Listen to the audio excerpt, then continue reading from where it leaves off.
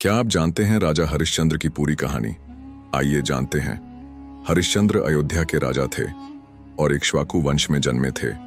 वे सत्यवादी, न्यायप्रिय और अपनी प्रजा का ध्यान रखने वाले धर्मात्मा राजा थे। उनकी ख्याति स्वर्ग तक पहुंच गई थी, जिससे देवताओं और ऋषियों तक प्रभावित थे। एक बार ऋषि विश्वामित्र ने हरिश्चंद्र की सत्यता की परीक्षा लेने का निश्चय किया।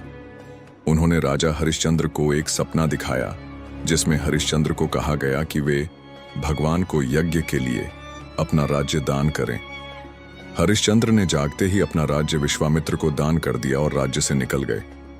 राज्य छोड़ने के बाद हरिश्चंद्र अपनी पत्नी तारामती और पुत्र रोहिताश्व के साथ वन की ओर चल पड़े।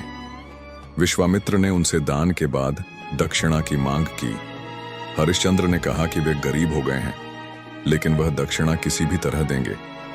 उन्होंने काशी पहुंचकर एक डोम श्मशान घाट के रक्षक के यहाँ नौकरी की, जहां उनका काम मृतकों का अंतिम संस्कार करना था। हरिश्चंद्र की पत्नी तारामती ने अपना जीवन यापन करने के लिए घर घर जाकर सेवा करना शुरू किया। एक दिन उनका पुत्र रोहिताश्व एक सर्प के काटने से मर गया।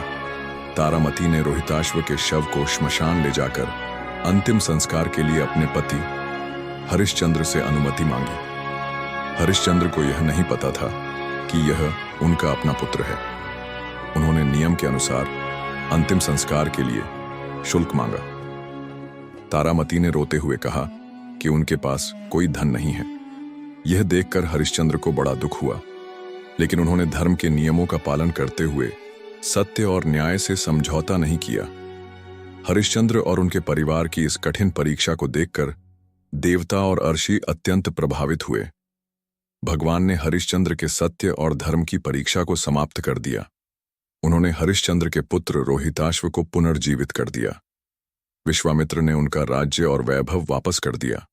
हरिश्चंद्र और उनकी पत्नी तारामती को स्वर्ग जाने का वरदान मिला।